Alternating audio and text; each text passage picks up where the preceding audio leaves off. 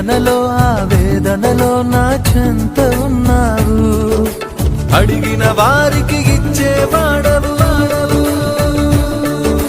వెదకిన వారికి దొరికేవాడవు.